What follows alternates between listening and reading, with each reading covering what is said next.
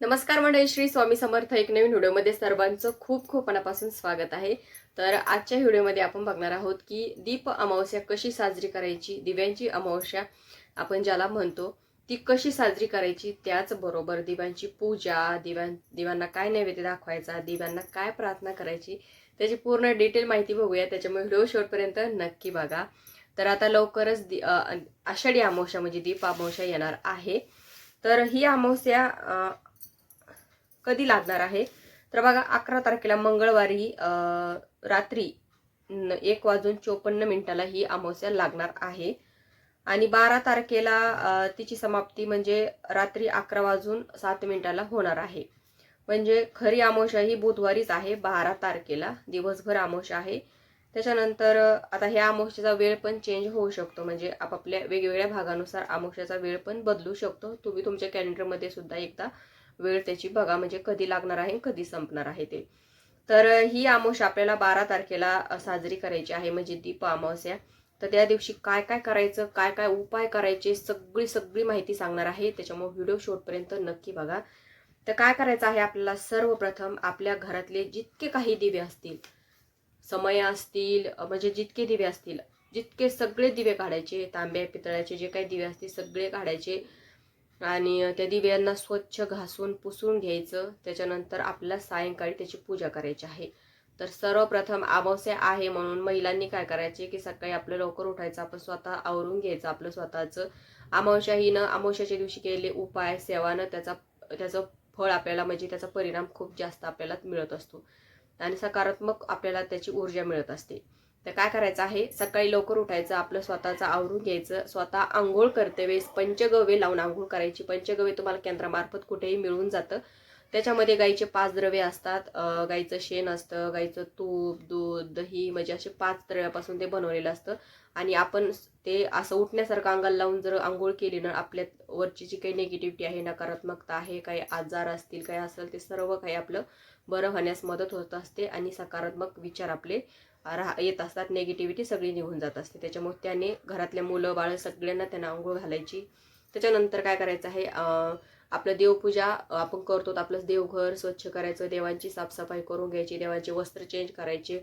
त्याच्यानंतर आपले जे घर आहे ते स्वच्छ झाडून घ्यायचं आणि घर पुसते वेळेस, फरशी पुसते वेळेस फरशीमध्ये थोडंसं गोमूत्र, थोडीशी हळद आणि थोडंसं खडा मीठ टाकून ते तुम्हाला फरशी सगळी स्वच्छ पुसून घ्यायची. याने आपल्या घरातली सगळी दरिद्रता निघून जात असते.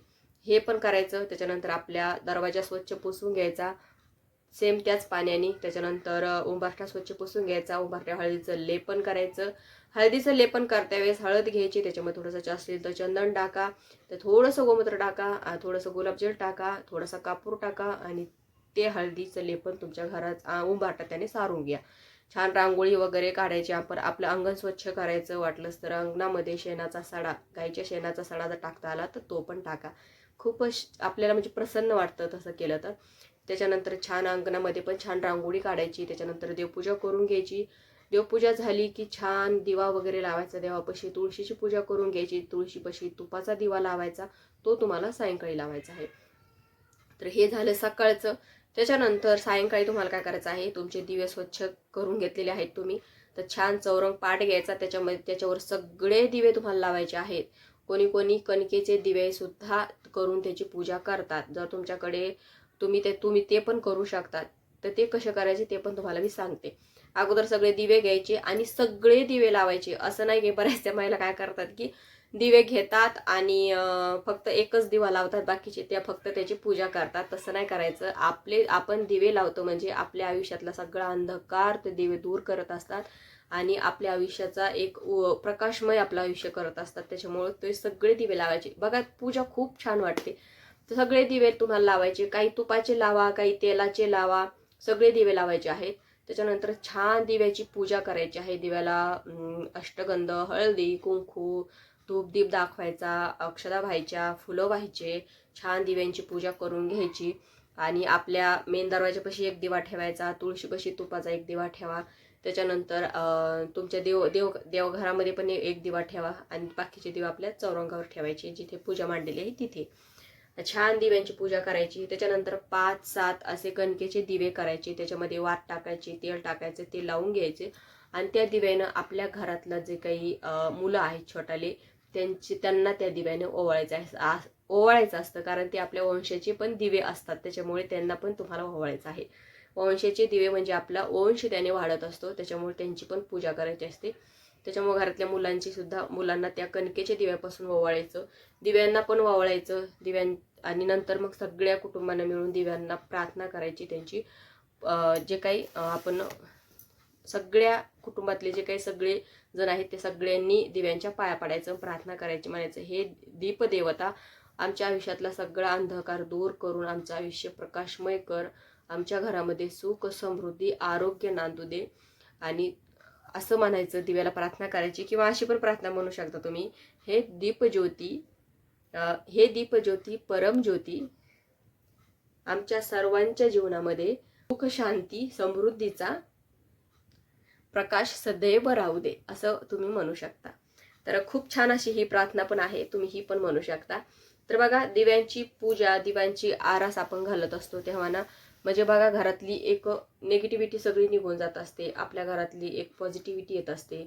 आपल्या घरामध्ये जे काही आपण म्हणतो ना वाईट बाधा आहे ती सगळी निघून जात असते आणि आपल्या घरामध्ये सदैव सुख समृद्धी नांदत असते.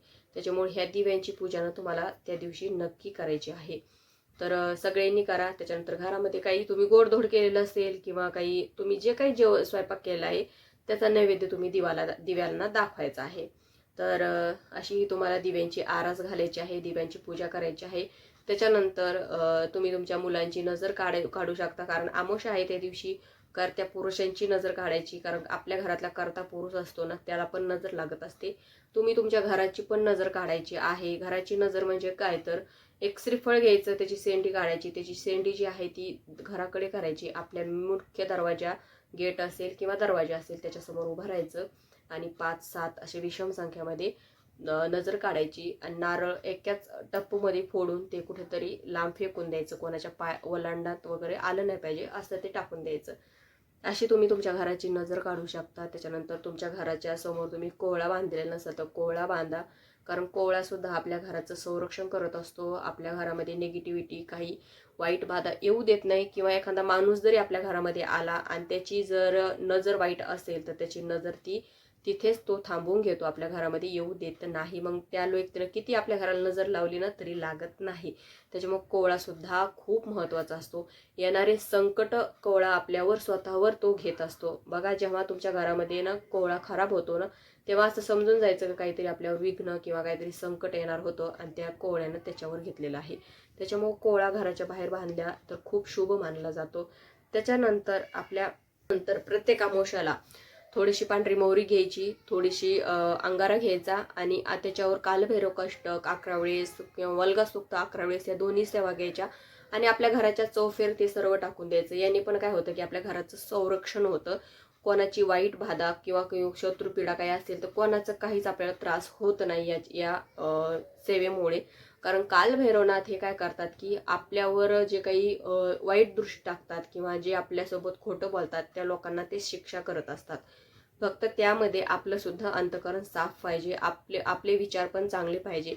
आपण जर सत्याचे असोल आणि खोटा जर आपल्यावर आरोप होत असेल तर त्या खोट्याला ते सजा देत असतात. त्याच्यामुळे हे सुद्धा खूप सेवा महत्त्वाची आहे. त्याच्यामुळे प्रत्येक अमावस्याला ही सेवा पण तुम्ही करायची.